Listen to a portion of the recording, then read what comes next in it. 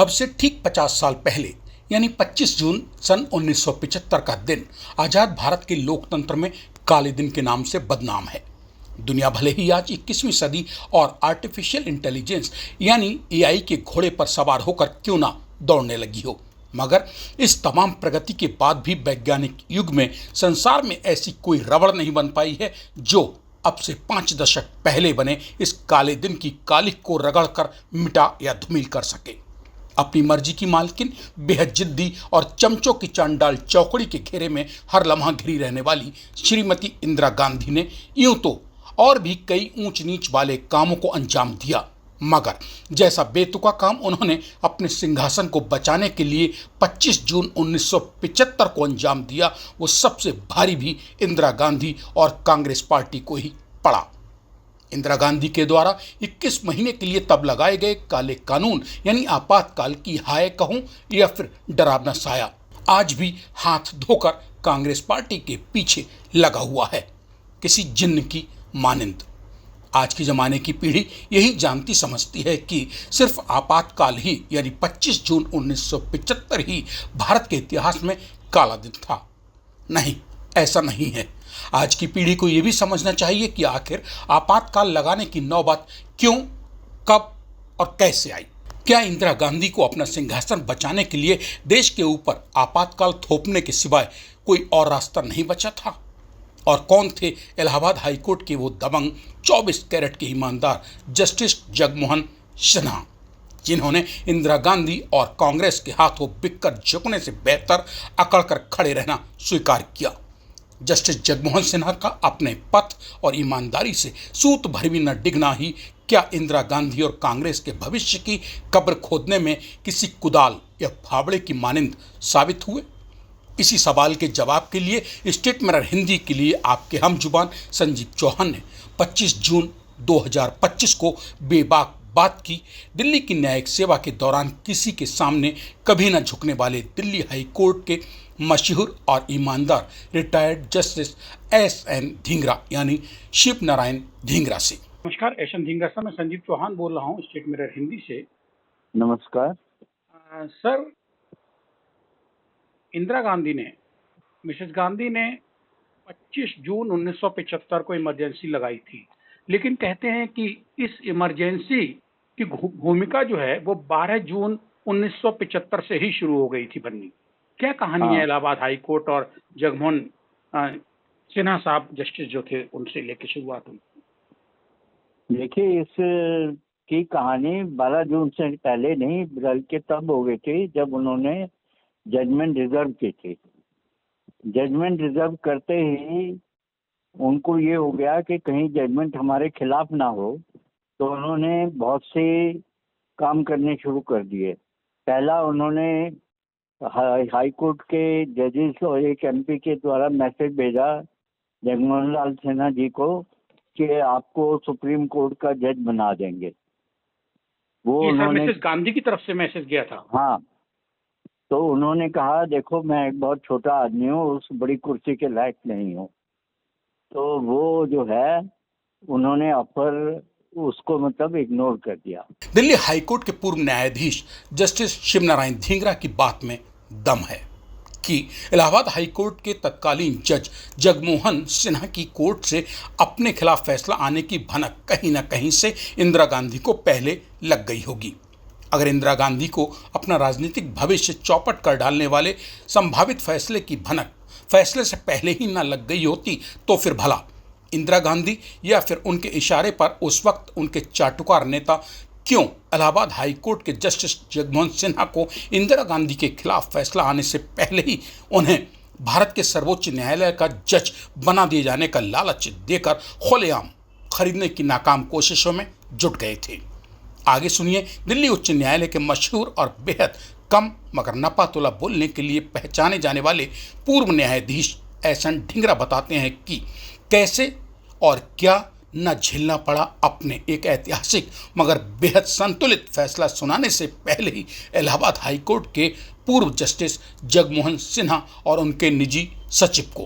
फिर एक इलाहाबाद के एमपी जो हैं उनसे बार बार मिलने की कोशिश करने लगे, तो उन्हें हार करके अपने आप को कन्फाइन करना पड़ा ताकि कोई मिल ना सके। जस्टिस जगमोहन सिन्हा को। हाँ, जी। उन्होंने कोई मिल ना सके। फिर उनके पर्सनल सेक्रेटरी को इतना प्रेशर डाला गया कि वो बताए कि जजमेंट में क्या है, क्योंकि जजमेंट डिक्टेशन दे के दी जाती है। जी। तो उन्होंने अपने पर्सनल सेक्रेटरी से कसम उठवाई थी कि वो जो है, जो कुछ वो लिखवाएंगे वो अपनी पत्नी, अपने किसी रिश्तेदार, किसी को नहीं बताएगा। जी। तो उसके ऊपर बहुत प्रेशर हुआ कि वो जो है बताए कि क्या लिखवाया गया है। जजमेंट में मिसेस और गांधी उसके खिलाफ ऊपर तो कुछ नहीं। सीआईडी और वो सब। फिर इलाहाबाद हाईकोर्ट के चीफ जस्टिस ने से फोन करवाया गया कि आप इस जजमेंट को, इसका अनाउंसमेंट टाल दो, आप जुलाई में करो। तो उन्होंने वो भी मना कर दिया। और तो जिस दिन इलाहाबाद हाईकोर्ट का चीफ जस्टिस आया, उन्होंने उसी दिन रजिस्ट्रार को अगले दिन केस के अनाउंसमेंट के लिए बोल दिया। सुना आपने दिल्ली उच्च न्यायालय के सेवानिवृत्त न्यायाधीश शिव नारायण ढींगरा यानी जस्टिस एसएन ढींगरा ने आज की मौजूदा पीढ़ी के लिए क्या और कितनी अंदर की इनसाइड स्टोरी बयान कर डाली है कि कैसे जून 1975 में यानी अब से 50 साल पहले लौह महिला समझी जाने वाली इंदिरा गांधी सत्ता से अपना सिंहासन डगमगाने की संभावना मात्र से कांप सिहर उठी थीं। सत्ता के गलियारों में अपना वर्चस्व कायम रखने की अंधी, गूंगी, बहरी, लूली लंगड़ी लालसा के मायाजाल में फंसकर फड़फड़ा रही इंदिरा गांधी को तब कांग्रेस और बाकी दुनिया दिखाई देना बंद हो चुका था। उन्हें सिर्फ और सिर्फ किसी भी कीमत पर साम दाम दंड भेद के बलबूते हिंदुस्तानी हुकूमत में अपना इकबाल बुलंद रखने की मैली मंशा से ऊपर कुछ दिखाई नहीं पड़ रहा था। फिर चाहे वो भारत का पवित्र लोकतंत्र हो या फिर जवाहरलाल नेहरू, महात्मा गांधी, सरदार वल्लभ भाई पटेल, लाल बहादुर शास्त्री द्वारा अपने खून पसीने की एक एक बूंद से सींच कर पाली पोसी गई कांग्रेस पार्टी। निजी स्वार्थ के ऐसे विकट अंधत्व को प्राप्त इंदिरा गांधी की नजर में फिर भला इलाहाबाद हाईकोर्ट के ईमानदार और बेहद दबंग जस्टिस जगमोहन सिन्हा भला क्या मायने रखते थे। तो जो लास्ट के पैरा थे, जो उन्होंने जजमेंट का कंक्लूडिंग पार्ट था, वो उन्होंने खुद लिखा, पर्सनल सेक्रेटरी को भी नहीं लिखवाया, और खुद लिख करके 12 जून को उन्होंने ये जजमेंट ओपन कोर्ट में अनाउंस की। तो उससे पहले ही इतना उन पर प्रेशर डालने की कोशिश की गई कि वो जजमेंट केवल हक में दें, लेकिन वो जो है चला नहीं उन पे प्रेशर, और उन्होंने जजमेंट दे दी। जजमेंट आने के बाद तो फिर मिसेस गांधी जो है बिफर गई, और उन्होंने, क्योंकि उनको 6 साल के लिए किसी भी राजनीतिक पद पर रहने का उन्होंने वो किया था, फैसला किया था कि ये किसी 6 साल तक किसी राजनीतिक पद पे, सरकारी पद पे नहीं रह सकती। तो उन्होंने फिर इमीडिएटली इमरजेंसी लगाई। तो इमरजेंसी लगाने के पीछे का ये कारण था कि सत्ता को कोई छोड़ना नहीं चाहता। कहने को ये हमारे जितने नेता हैं कि हम डेमोक्रेसी में विश्वास करते हैं, हम गणतंत्र में विश्वास करते हैं, न्यायपालिका सर्वोच्च मानते हैं, लेकिन वास्तविकता ये है कि सब चाहते हैं कि जो चीजें हों मेरे अनुकूल हों। 13 दिसंबर सन 2001 को भारत की संसद पर हुए आतंकवादी हमले के मास्टरमाइंड कश्मीरी आतंकवादी अफजल गुरु को फांसी पर टंगवा चुके और 1984 में इंदिरा गांधी की हत्या के बाद दिल्ली में फैले सिख विरोधी दंगों में एक आरोपी किशोरी लाल को फांसी की सजा सुना चुके दिल्ली उच्च न्यायालय के पूर्व न्यायाधीश एसएन ढींगरा से जब स्टेट मिरर हिंदी के एडिटर इन्वेस्टिगेशन यानी आपके हम जुबान संजीव चौहान ने 25 जून 2025 को एक्सक्लूसिव बात की, तो उन्होंने अब से 50 साल पहले यानी 12 जून सन 1975 को ईमानदारी से न्याय के साथ खड़े रहकर इलाहाबाद हाईकोर्ट के पूर्व जस्टिस जगमोहन सिन्हा के उस ऐतिहासिक मगर बेहद संतुलित फैसले को लेकर और भी कई अंदर की बातें साझा की, जो फैसला जरूरत से ज्यादा चालाक बनने वाली इंदिरा गांधी के राजनीतिक भविष्य को चौपट करने की वजह बन गया। मतलब सर, जिस देश की इंदिरा गांधी जैसी लौह महिला ही अगर जस्टिस सुप्रीम कोर्ट और हाई कोर्ट के जस्टिस को इतना प्रेशराइज करे, दबाव दे कि या तो वो डर जाए या वो मर जाए। अगर स्वाभिमान बचाना है तो जस्टिस जगमोहन सिन्हा की तरह डटे रहें। तो सब तो नहीं डट पाते हैं सर, मतलब साम दाम दंड भेद आप कहते हैं सब था राजनीति में और आज भी है।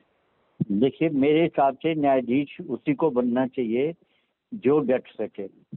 जो न्यायाधीश जो डट ना सके उसे न्यायाधीश नहीं बनना चाहिए, क्योंकि प्रेशर डायरेक्टली इनडायरेक्टली, इसलिए हाई कोर्ट और सुप्रीम कोर्ट में तो विशेषता होते ही हैं, इवन नीचे भी होते हैं, जिला अदालतों पर भी होते हैं।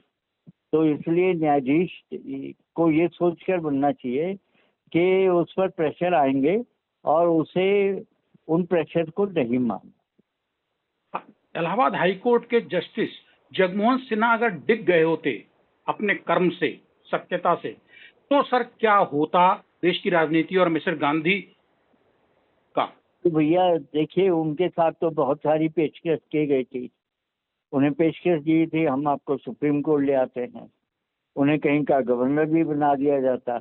और मिसेस गांधी जो है वो अगले इलेक्शन तक तो रहती। इलेक्शन में क्या होता है ये जनता बताती।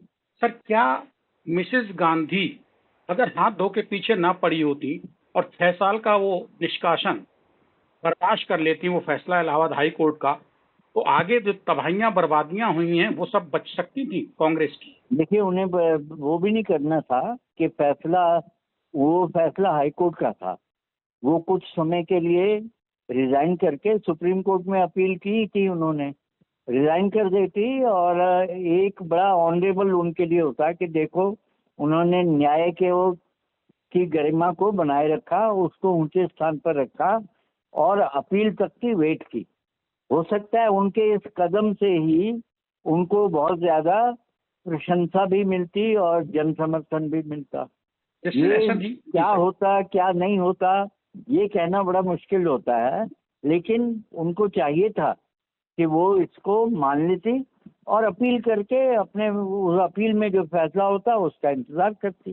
भारत की न्यायपालिका के गलियारों में और अपने लंबे न्यायिक सेवा काल में कभी भी किसी के सामने न झुकने की मिसाल बन चुके दिल्ली उच्च न्यायालय के पूर्व न्यायाधीश शिव नारायण ढींगरा गलत क्या कह रहे हैं कि अपनी राजनीतिक हार होने से पहले ही हार की संभावनाओं की जबरदस्त कमजोरी ने मजबूत समझी जाने वाली इंदिरा गांधी को बेहद कमजोर करके उनके दिल और दिमाग पर सवारी गांठना शुरू कर दिया था और सत्ता के सिंहासन से दूर जाने की कल्पना मात्र से भयभीत श्रीमती इंदिरा गांधी के आसपास मौजूद उनके आंख के अंधे और कानों से बहरे मौका व मतलब परस सिपह सालारों ने उस नाजुक वक्त का नाजायज फायदा उठाकर इंदिरा गांधी की हड़बड़ाहट को और बढ़ाकर उनके राजनीतिक भविष्य के ताबूत में अंतिम कील ठोक कर रही सही बाकी कसर भी पूरी कर दी।